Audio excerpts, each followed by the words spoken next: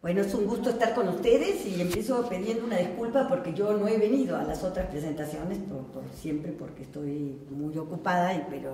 he venido solo a un par de ellas y nada más pido disculpas por eso. Y bueno, tomé dentro de lo que he estado trabajando, básicamente este último año 2011, parte del 2010,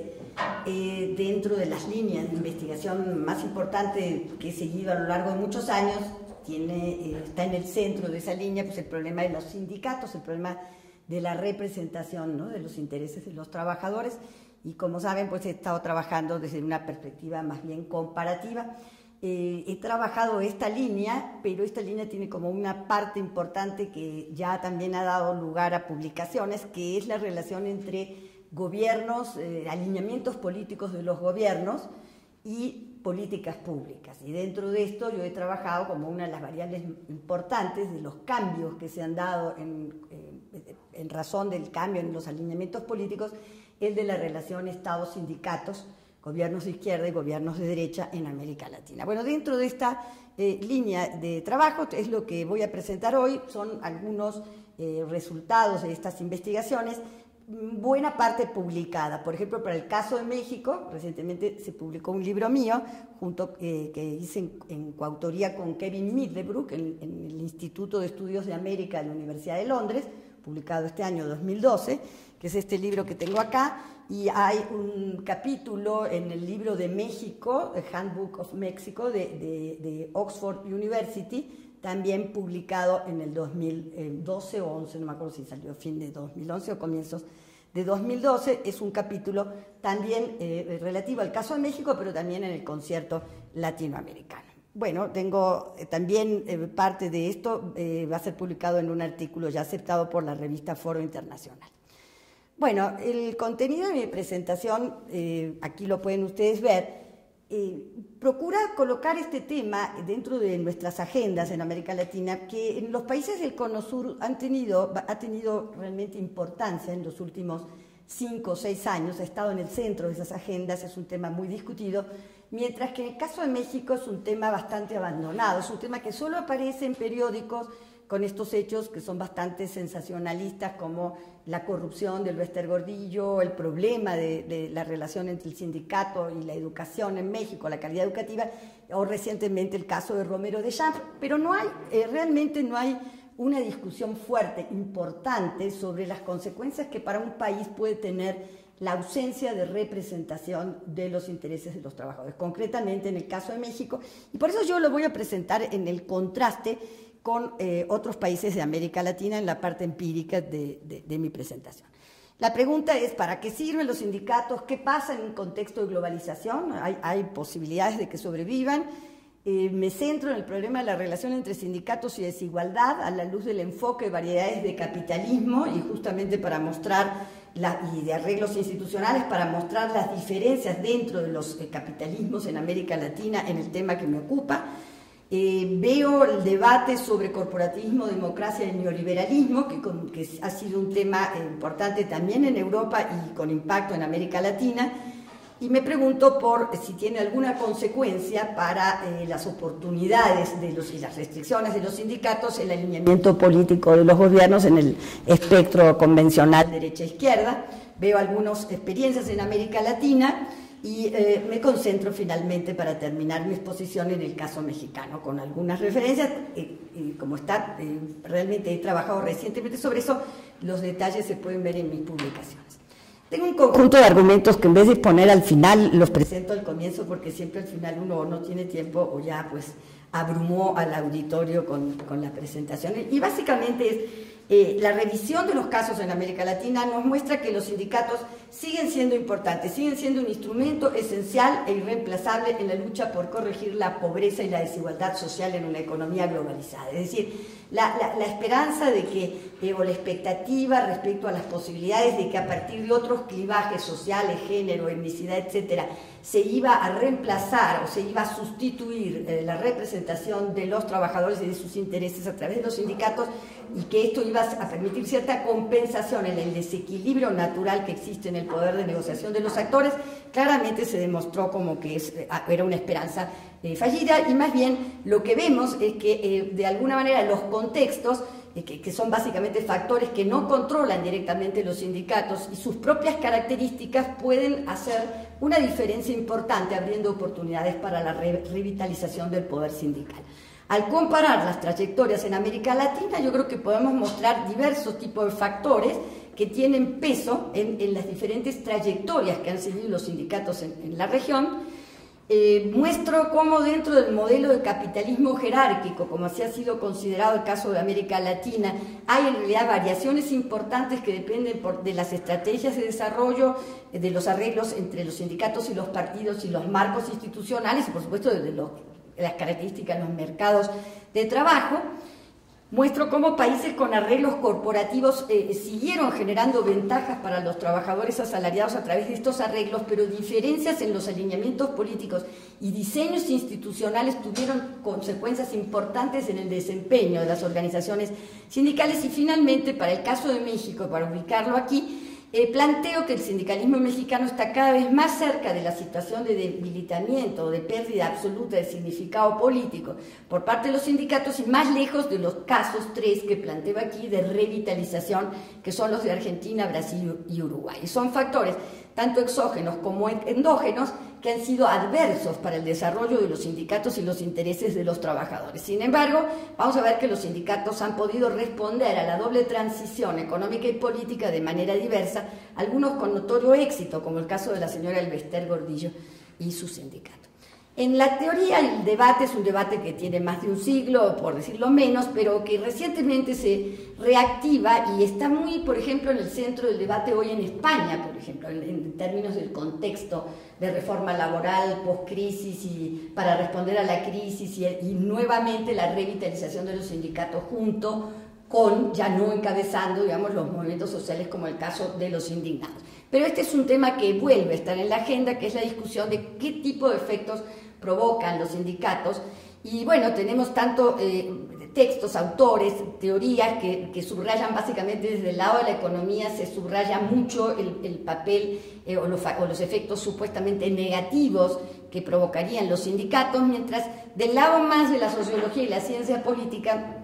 se destacan, este tipo de estudios, se destacan los efectos positivos y concretamente los efectos que tiene, y lo que me parece a mí más importante aquí, en lo que se refiere a políticas redistributivas. El problema es que más allá de lo que la teoría pueda decir, el contexto en el que operan es un factor obviamente decisivo, y la globalización significó un contexto sumamente hostil para la acción colectiva y particularmente la globalización bajo el modelo neoliberal, y generó, eso sí, en el mundo entero un debilitamiento generalizado, ¿no? Las presiones competitivas que se tradujeron en movilidad del capital, creciente poder de las multinacionales, el ingreso de millones de trabajadores al mercado de trabajo global, modelos de producción flexibles, la caída del sector industrial tradicional y del empleo en el sector público, las crecientes desigualdades en el poder de negociación de los actores, la erosión de los derechos por la vía de las reformas, el incremento de la tasa de desempleo y la precarización de los empleos, el aumento de los trabajadores pobres, sobre todo ubicados en la economía informal, el desmantelamiento del estado de bienestar y los procesos de desreglamentación de hecho o de derecho de los mercados de trabajo fueron evidentemente de manera generalizada un contexto adverso para esto. La pregunta es si hay o no variación dentro de América Latina y en qué condiciones globales, nacionales, sectoriales, se pueden contrarrestar estos efectos negativos que diríamos son generalizados. Y concretamente, parte de la investigación que he realizado para cada uno de estos países es ver cómo las restricciones del contexto y las respuestas de los sindicatos dieron lugar a distintos resultados. Bueno, esto hay que analizarlo, no me voy a detener mucho, en un contexto que es el del debate sobre qué efectos tiene en general la globalización sobre el trabajo, de manera más general. Y bueno, tenemos enfoques que son sumamente pesimistas, que ven a la globalización de una manera, diríamos, más unilateral, puramente efectos negativos, prácticamente sin poder contrarrestarse, al reducirse el margen de intercambio para estados sindicatos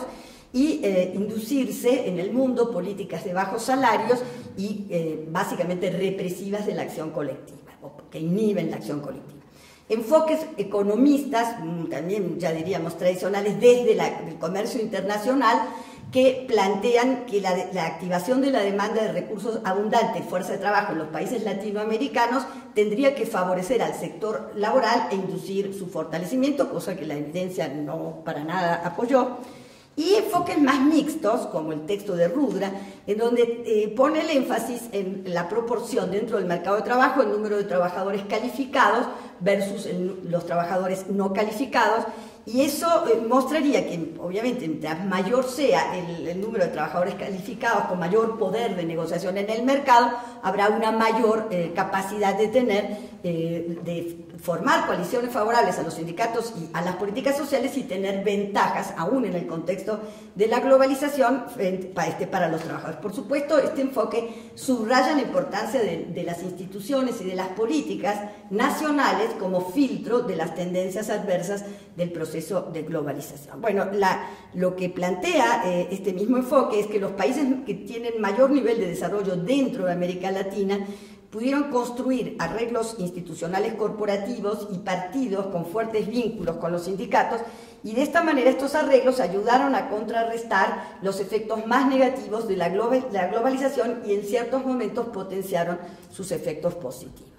Bueno, una perspectiva crítica, como digo, como esta de la globalización, va a subrayar la importancia de la intervención del Estado, de las regulaciones y las organizaciones colectivas como factor decisivo para contrarrestar los efectos negativos de la globalización sobre la calidad de los empleos. Se le da peso a los factores políticos, se da, por supuesto,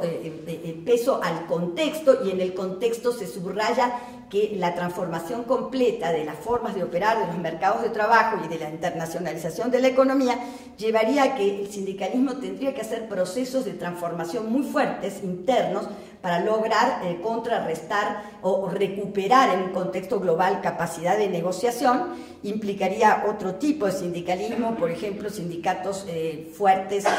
por el apoyo con movimientos sociales nacionales y extranjeros, con mayor vínculo con los informales, y de alguna manera, desde, digamos, un enfoque más marxista, con una clara visión alternativa al modelo neoliberal. Digo lo de marxismo porque es Hyman quien lo plantea, que como sabemos es el que ha tenido el enfoque centrado en esto para analizar el papel de los sindicatos. Y esto nos lleva a subrayar un tema que suele un poco abandonarse en la literatura, que es el de los factores endógenos al sindicalismo, que pueden crear, digamos, restricciones importantes para poder responder a estos retos. Y básicamente es también una línea de investigación que yo llevo desde los años 90, que es estudiar estos factores dentro de los sindicatos, el tipo de sindicatos, la naturaleza de los sindicatos por su relación con el Estado, los recursos de poder, las capacidades que tienen los sindicatos, las estrategias que despliegan y el papel que tiene la opinión pública, es decir, la percepción de cómo actúan, el comportamiento de los sindicatos para los afiliados, pero también para el público en general. Como por ejemplo se puede ver muy claro el papel adverso de la opinión pública en el caso del Sindicato Mexicano de Electricistas, quizá fue uno de los factores que más contribuyó a que no se pudiera revertir en ninguna medida la decisión gubernamental de cerrar Luz y Fuerza.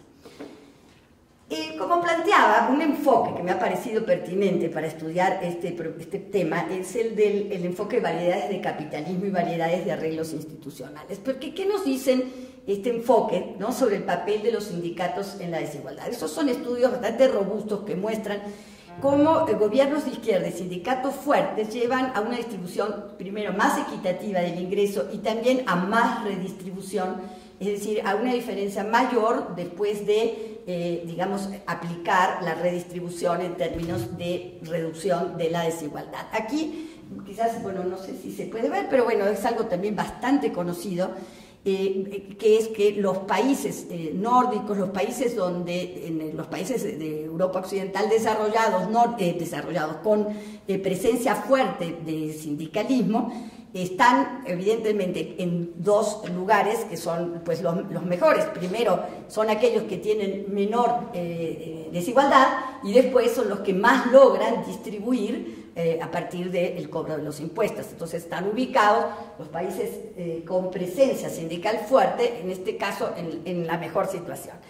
Si nosotros tomamos algunos indicadores, que evidentemente son muy generales, porque, como digo, mi hipótesis es que hay bastante variación dentro de cada uno de estos modelos, lo que se llama el modelo económico, digamos, liberal, el modelo de coordinación y el modelo jerárquico, que sería el del medio, que es donde estaría América Latina, nosotros podemos ver algunos indicadores que nos expresan qué es lo que pasa dentro de los mercados de trabajo y cuáles son, digamos, los rasgos más importantes desde el punto de vista de la densidad sindical, de la regulación, de la antigüedad en el trabajo y del tamaño de la informalidad y de los niveles de calificación. Todas variables que van a tener mucho que ver con las posibilidades de que el sindicalismo tenga realmente poder de negociación y de influencia sobre la política pública. Y si vemos el del medio, que es el que corresponde a, digamos, al capitalismo jerárquico en América Latina, tenemos las tasas más bajas de sindicalización, tenemos aparentemente el índice más alto de regulación, pero yo voy a mostrar que es con reducción vía informalidad y flexibilización. La antigüedad de los trabajadores en empleo es menor, por tanto las posibilidades de afiliación y de permanencia en los sindicatos pues también es menor. El tamaño del sector informal pues es más del doble, digamos, del caso de las economías coordinadas, y el porcentaje de años de escolaridad está en 5.7, en México creo que está por arriba de 7, ¿verdad? O 7, un poquito más, pero el promedio sería 5.7. Esas son condiciones de alguna manera adversas para el desarrollo de sindicatos fuertes y coaliciones políticas capaces de influir en las políticas públicas. Estos autores, Schneider y Soskais, plantean básicamente la relación entre los mercados de trabajo, como hemos visto, pero introducen la variable política, las características de los partidos, si son de centro o de centro derecha o de izquierda, y las características del sistema de representación. Solo puse la de, que yo diríamos, de gobiernos de izquierda con algo de representación proporcional, que es lo que de alguna manera tenemos en la mayor parte de los países de América Latina, para entender un poquito cómo funcionaría idealmente esta cuestión. Es decir, la posibilidad de tener representación proporcional facilita la llegada de gobiernos de izquierda, o por lo menos con una presencia mayor en los parlamentos de diputados, senadores y demás, con una visión más de izquierda. Esta coalición centro-izquierda tiene efectos en la redistribución y hace que el estado de bienestar tenga mayores posibilidades de ser efectivo. Eso influye sobre el sistema educativo y a su vez el sistema educativo se ve, digamos, beneficiado por un lado por una distribución del ingreso más equitativa y a su vez genera un sistema educativo más equitativo. Mientras, y todo esto en un contexto en donde se apoya, se da fuerza a los sindicatos y a los trabajadores en lo individual y en lo colectivo. Por el contrario, si yo usara el otro esquema, sería de coalición centro-derecha, lo que tendríamos más bien es, básicamente, esto es afín a sistemas mayoritarios sin representación proporcional o muy baja, y lo que tendríamos son estados de bienestar más débiles, un sistema educativo centrado más bien en las clases medias y con mucha desigualdad, muy segmentado, y por supuesto una distribución del ingreso muy limitada y más bien, si no represión, limitación por lo menos a la acción sindical. Entonces, este sería el esquema a mí que me serviría para pensar si esto ocurre o no en América Latina en términos de la llegada de gobiernos de izquierda versus gobiernos de derecha. Pero el problema es que, como lo habíamos mostrado en el cuadro cuando hablábamos del capitalismo jerárquico, el problema que tenemos en todos nuestros países en América Latina es que en realidad tenemos unas complementariedades del mercado de trabajo con el sistema político y digamos, el sistema de protección social, que son más bien negativas en términos de la posibilidad de desarrollar sindicatos fuertes, con altas tasas de sindicalización, y con mayor presencia y capacidad de negociación directa con los empleadores. Lo que tenemos son, como veíamos, un mayor perfil de regulación, digamos, más alto en la regulación laboral, lo que supone que con la antigüedad los costos laborales tienden a aumentar, por lo cual se convierte en un factor negativo para la permanencia en el empleo, y esto está acompañado de bajos niveles de calificación, de una alta tasa de rotación laboral y expansión de la informalidad. Estas características juegan, se complementan, Y lo que vamos a tener es sindicatos politizados que buscan básicamente defender sus privilegios, sus intereses, sus derechos a través de la defensa política, sobre todo de la regulación laboral, el statu quo en la legislación laboral, pero que no logran realmente hacer efectiva esa legislación porque la forma de reducción del costo laboral para los empleadores es simplemente dejar de cumplir. Un poco en este esquema que también toma, por cierto, en el autor una parte de un libro que yo publiqué en 2006 sobre costos laborales y la relación entre costo de cumplimiento y costo de incumplimiento de la legislación laboral está retomada en este artículo y justamente muestra cómo la informalidad juega ese papel de reducir el costo laboral, la rotación también juega el mismo papel y la baja capacidad de enforcement, porque los sindicatos no tienen presencia a nivel de la planta, hace que la legislación se cumpla muy poco y a su vez porque el Estado no invierte, no está interesado en el enforcement, porque una manera de flexibilizar la legislación es simplemente hacer que no se cumpla, hace un círculo que pudiéramos llamar hasta cierto punto vicioso en lugar de un círculo virtuoso de fortalecimiento del poder de negociación de los sindicatos. Sin embargo, esto que lo planteé así de manera esquemática tiene que ser puesto a la luz de las diferencias que hay en las características de los países latinoamericanos y ahí entran otras variables que no toman estos autores en cuenta.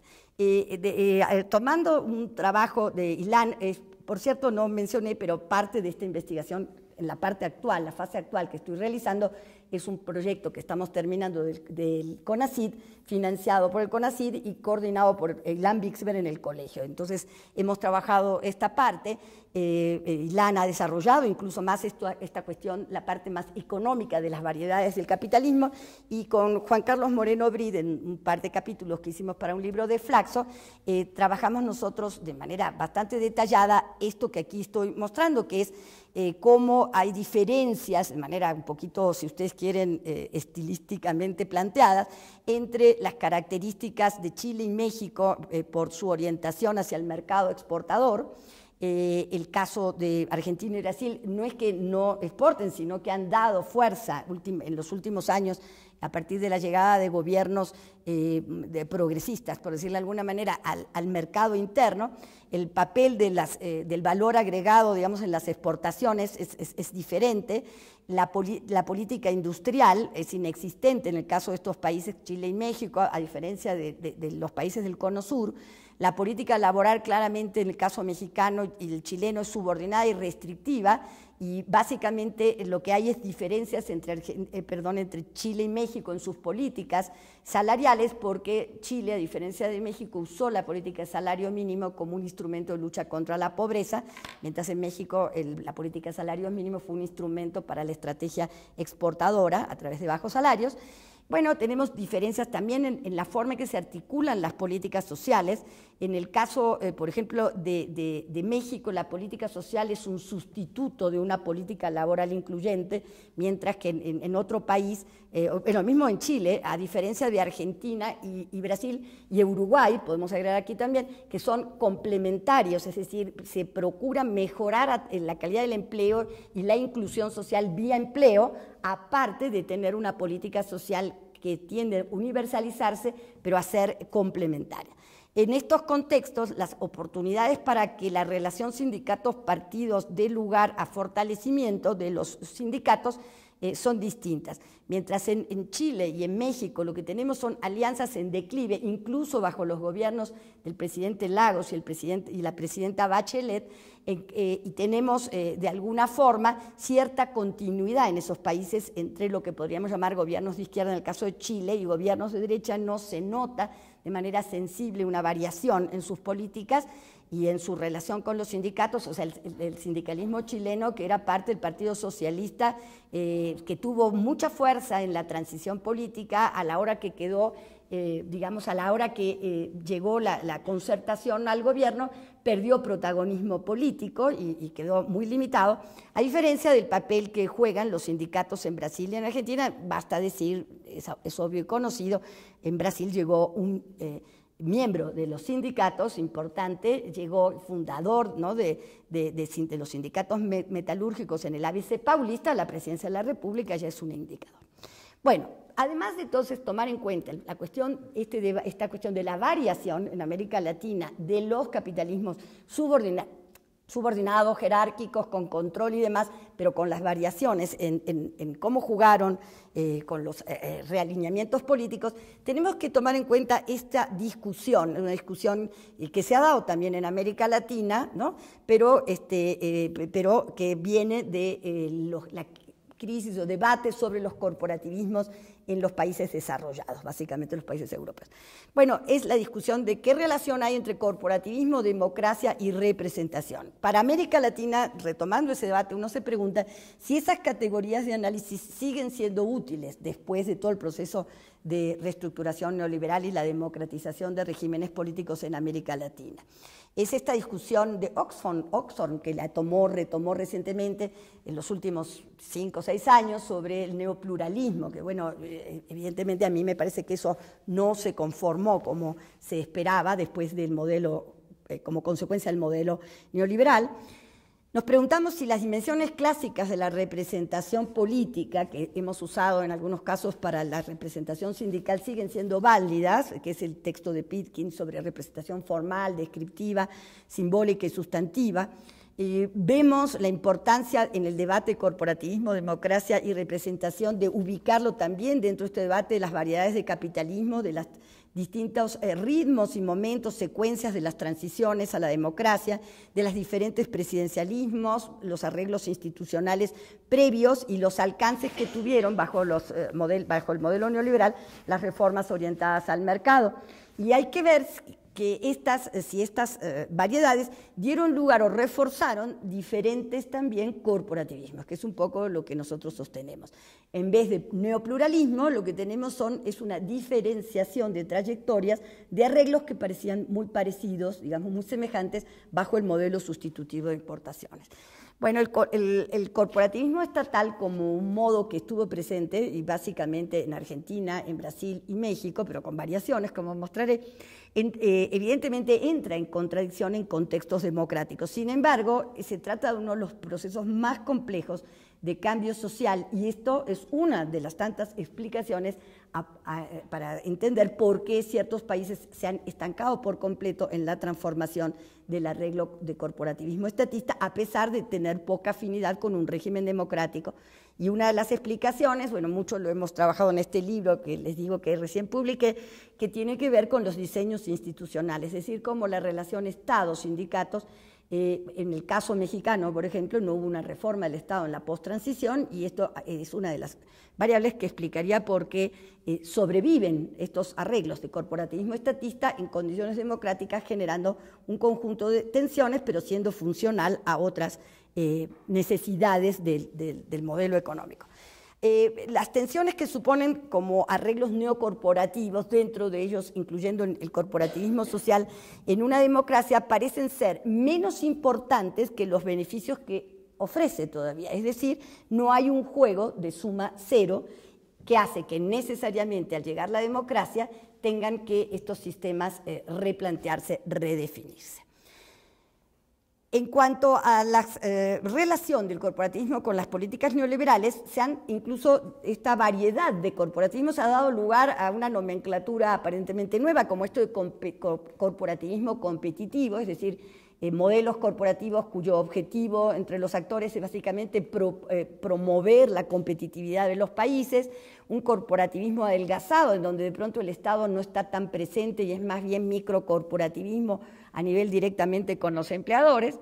Y lo que sí es muy claro, y esto está en toda la literatura, es que el margen para el intercambio político bajo el modelo neoliberal se estrechó, y lo que es la dimensión sustantiva de la representación, que es aquella que realmente da ventajas a los agremiados, se debilitó, y no ha sido posible que ese debilitamiento de la representación sustantiva se compense a través de otros símbolos o de otros aspectos de la representación, como es, por ejemplo, una mayor identificación entre dirigencias y bases, o una aceptación sobre el estilo de liderazgo o solidaridad y cohesión interna en los sindicatos. Se ha visto, y es una cosa, acabo de experimentarlo también en una discusión con gente del Banco Mundial y del BID, el peso que se da a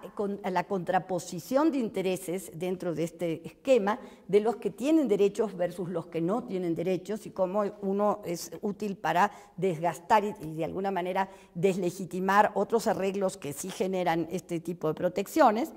Y la conclusión sería que de alguna forma de estos, por ejemplo, la de Strick, que es uno de los analistas más importantes, investigadores europeos sobre la evolución del corporativismo en contextos neoliberales, es que todos los arreglos corporativos cambiaron un poco el eje de su funcionamiento y pasaron de estar centrados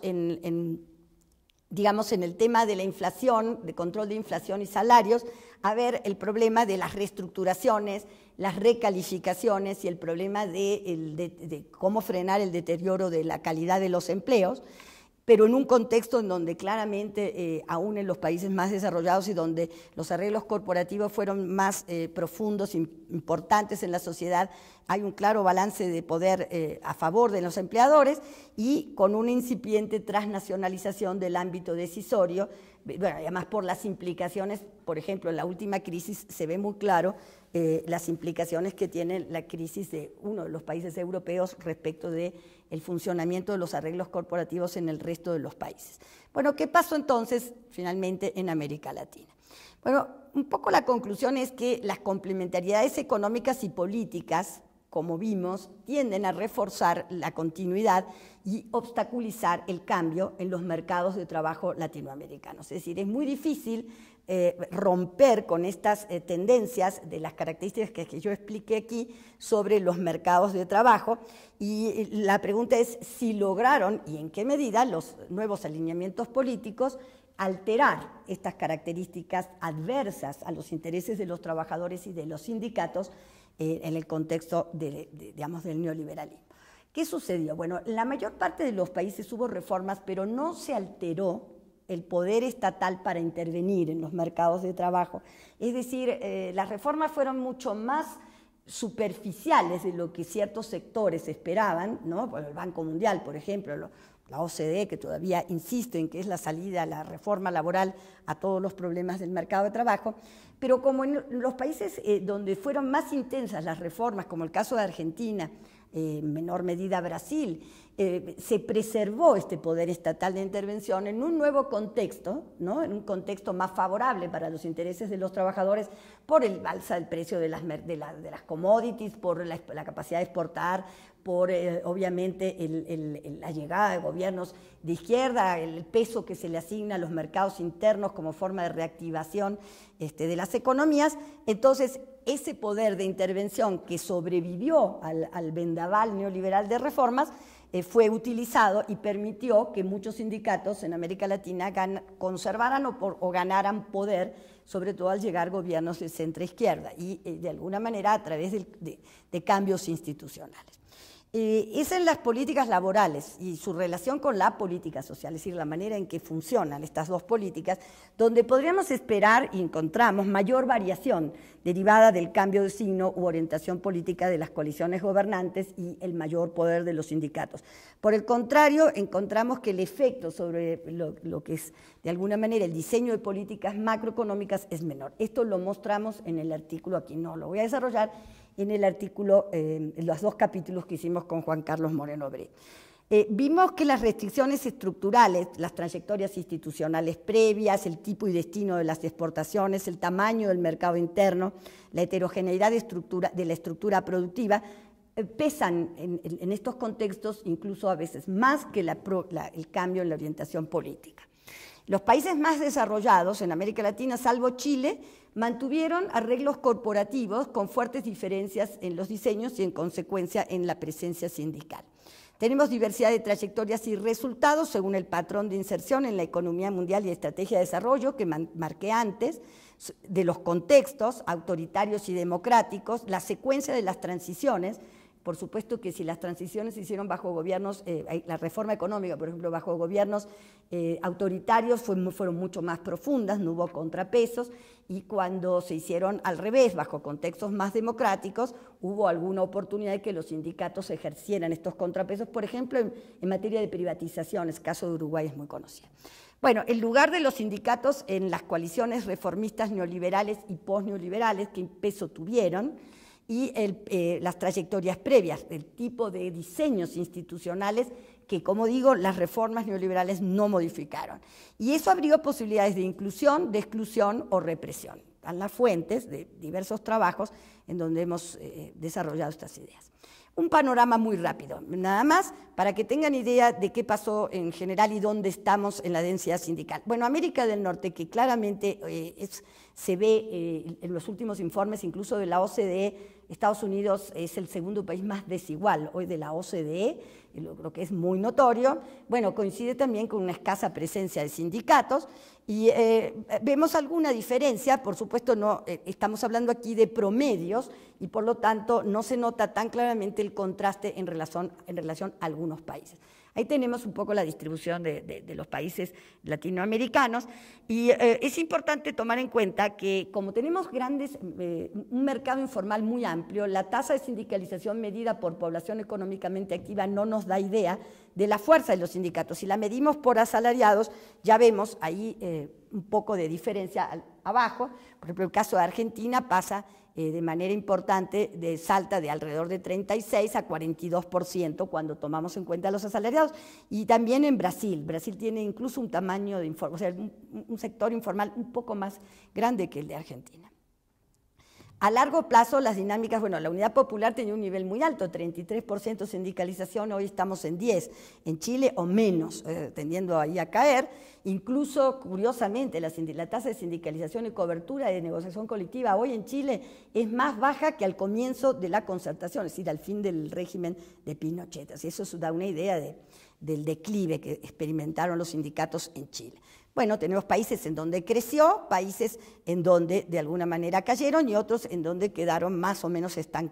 quedaron estables, fueron estables las tasas de sindicalización.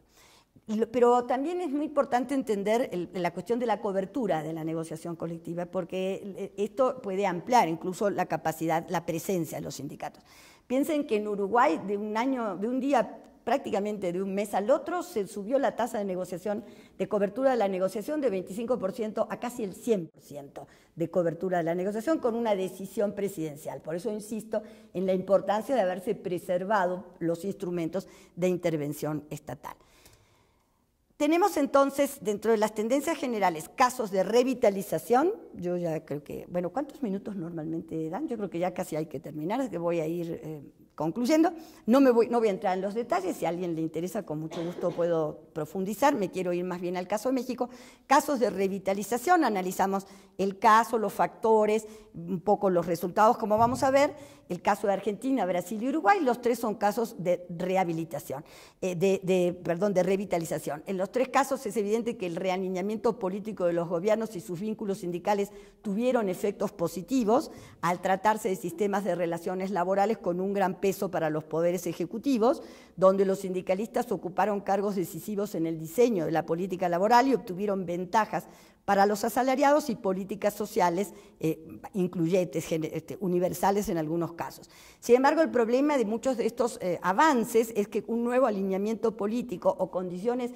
económicas menos favorables rápidamente puede influir en un deterioro de la capacidad y el poder de negociación de los sindicatos y su capacidad para influir en políticas redistributivas. En Argentina y en Brasil ha quedado pendiente una reforma sindical democratizadora, está en la agenda, es un tema importante. Bueno, Chile es un caso de debilitamiento, me voy a ir a México, porque me parece que puede ser de mayor interés en este momento. Bueno, en México tenemos evidentemente reformas neoliberales bajo regímenes autoritarios, es decir, bajo gobiernos autoritarios. Las reformas básicamente se terminaron de hacer antes del año 2000, las más importantes, un bloqueo total de la reforma de la legislación laboral, pero cambios muy importantes, de hecho, en el régimen de empleo y cambios formales, o sea, con cambios institucionales en el régimen de pensiones de los trabajadores privados en general y de los trabajadores al servicio del Estado. una tolerancia o aval de los sindicatos incluidos en la coalición neoliberal en forma subordinada a través de los dos partidos, primero del PRI, después del PAN, con fuerte control de la movilización, aumento de gasto social para no asalariados y pobres, lo que explicaría, junto a la expansión educativa, una cierta reducción de la desigualdad a partir de los años 90, aunque en los últimos años mostraré también aumento. La pérdida de poder presidencial se tradujo en México en una mayor autonomía de los líderes, y esto, de alguna manera, sin democracia interna ni rendición de cuentas, llevó a la degradación del corporativismo sindical tradicional, mientras la política laboral en su conjunto reforzaba esa tendencia a la degradación del sistema de representación. La falta de reforma laboral fue uno de los problemas, la falta de reforma del Estado y del régimen sindical no permitió expandir y consolidar un nuevo sindicalismo que nació en 97, la UNT y demás, pero que por razones del contexto y factores endógenos, obviamente se vieron sumamente debilitados. Y la alternancia se hizo por la derecha en el año 2000, con una conducción claramente proempresarial de la política laboral desde fines de los años 80. Se pasó de la subordinación de los sindicatos al Estado a la pura simulación en el mundo sindical y de la inclusión selectiva en la definición de la política pública a la exclusión generalizada y la represión selectiva. Bueno, esto no lo voy a desarrollar, pero esto es todo parte del trabajo que he venido haciendo de contraste. Solamente quiero mostrar la evolución del salario mínimo real en los países para que vean ustedes. Bueno, Argentina subió mucho. Quiero aclarar que desde 2008 en adelante las estadísticas de Argentina por el problema del INDEC no son confiables, pero vemos una tendencia clara a diferenciarse el caso mexicano respecto de los anteriores, con la aclaración de que la pérdida mayor en México fue en los años 80 y hasta el año 95, de manera que así no lo verían ustedes. El salario mínimo hoy, más o menos con paridad controlado por paridad de compra, son datos del Banco Mundial, no del PRD, pero se ve claramente el contraste brutal entre el salario mínimo de, por ejemplo, Argentina, Chile, Uruguay, Brasil y México. El salario medio real tuvo esta evolución. Aclaro nuevamente el caso argentino, porque de acuerdo a otros índices encontraríamos que en realidad a partir de 2007 el salario medio real se habría estancado, aunque el último año parece que volvió, o sea, el año 2011, a subir. Y si miramos en el largo plazo, los países tenemos otra historia, porque ahí vemos cómo, pues, por ejemplo, pues el caso de México, claramente estamos muy lejos de la situación que teníamos pues en los años 70 y en los años 80, y aunque alguien me dijo del otro día del Banco Mundial que yo no podía tomar el año 80 porque era el año del hundimiento del Titanic, obviamente fue el momento en donde el salario mexicano fue más alto y por esa razón lo tomo. Bueno, ¿qué pasó en la crisis? ¿Cómo jugaron estas diferencias entre los sindicalismos y las relaciones con los partidos y los gobiernos en América Latina? Bueno, estos son datos de la OIT también y son de 2012 y vemos claramente que hubo en Argentina, Brasil, Colombia, Chile, Paraguay, Perú, Uruguay, por poner algunos, un aumento de la tasa de empleo. En el caso de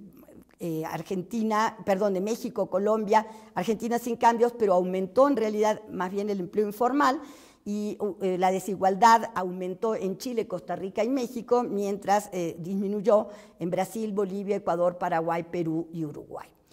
Como dije, en Argentina también la desigualdad bajó, creo que por alguna razón no la pusimos.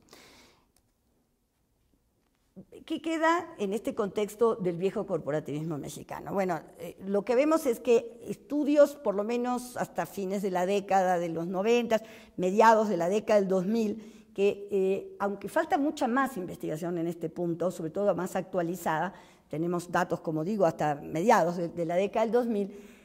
curiosamente los sindicatos siguen teniendo un efecto positivo en el mercado de trabajo. Es decir, el tener sindicato, así sea el peor de los sindicatos, tiene un efecto en términos de salario, tiene un efecto en número de horas de capacitación, es decir, tiene incluso efectos positivos, en declive, pero positivos sobre la productividad de manera clara. Esto es importante considerarlo porque a pesar de la gran simulación parece ser que hay, cuando está presente el riesgo de un sindicato verdadero, hay un comportamiento más equilibrado, por lo menos más respetuoso de la legalidad, por ejemplo en materia de inscripción en el Seguro Social. Pero más allá de este efecto general, ¿qué nos explicaría el hecho de que tenemos casos tan contrastantes en el escenario mexicano? Bueno, he estudiado el CENTE, por cierto, con un estudiante que dirijo la tesis, Arturo Tapia. Acabamos de terminar un segundo artículo, uno primero publicado en la revista El Cotidiano, otro que acabamos de mandar a dictamen a una revista. Estudiamos a fondo este caso.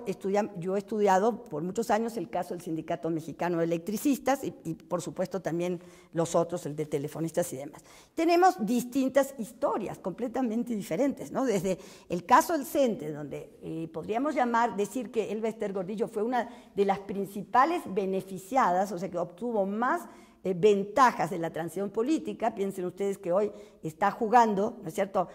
a través de su partido, del Partido Nueva Alianza, pero también siempre con alianza con alguno de los partidos fuertes, sea el PAN o el PRI, y que, bueno, ha tenido evidentemente ganancias en todos los terrenos. Por ejemplo, se puede ver en este libro, hay un cuadro, que no incluyo obviamente aquí, de cómo evolucionó la representación política en la Cámara de Diputados desde los años 70 hasta la última legislatura, hasta la de 2009, y van a ver ustedes que ella es la ganadora number one en todos los terrenos, ¿no? Versus un caso bastante dramático, que es el del SME. Entonces, vemos cómo en el caso del CENTE hubo un liderazgo que podemos cuestionar, pero muy estratégico, con una visión muy clara de cómo la tenía que jugar y de cómo hacía jugar las distintas dimensiones de la representación y la importancia que tenía para ella el seguir obteniendo grandes ventajas para sus agremiados, lo cual le da un gran poder, ¿no?, sobre ellos, pero también cómo supo usar la existencia de una oposición, que es la Coordinadora Nacional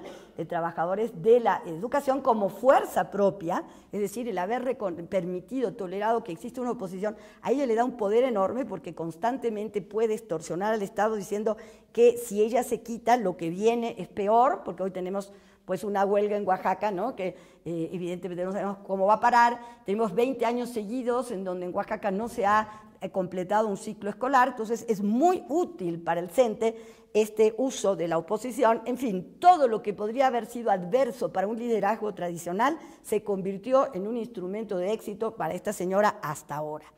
Y el caso del SME, en cambio, que confió en el contexto de la transición en un viejo recurso, que es el de la oposición y la resistencia frente al cambio, y el apoyo en movimientos sociales, que no le sirvió a la hora de tener que enfrentar el proceso de reestructuración. Confió en que la capacidad represiva del Estado no se iba a poner en movimiento por temor al movimiento social, no entendió el contexto y cómo se podía usar la coyuntura de la crisis de 2008 para justificar el golpe que dio el gobierno, y sobre todo no hizo alianza con los usuarios del servicio, que es donde tendría que haber buscado un mayor apoyo a lo largo de por lo menos de los últimos años en que veía amenazado su poder de negociación dentro de la empresa. Lo llevó a un fracaso bastante notorio. Y bueno, tenemos otros casos, el caso del sindicato minero, en fin, que es un caso también muy interesante, pero no me voy a detener en eso. La pregunta para ir terminando. ¿Importa la reforma de la legislación laboral en México para el futuro del sindicalismo? Bueno, a mi juicio, sin esto no es posible pensar en ninguna revitalización del sindicalismo mexicano, pero es una condición apenas necesaria y, por supuesto, no suficiente. Para mí el problema no es el corporativismo como tal, ni siquiera la dimensión estatista, que también está en Argentina y Brasil presente, sino básicamente el diseño institucional que le dio forma y el contexto en el que opera el corporativismo mexicano. La baja calidad de la democracia, la ausencia de Estado de Derecho, la falta de una reforma de la relación Estado-sociedad cuando se hizo la transición, que la estamos pagando carísima, la falta de esa reforma, y un modelo de crecimiento claramente fallido, sustentado en las exportaciones a Estados Unidos y sin pensar en que el salario es un instrumento de revitalización importantísimo del mercado interno. Entonces, la degradación del sindicalismo,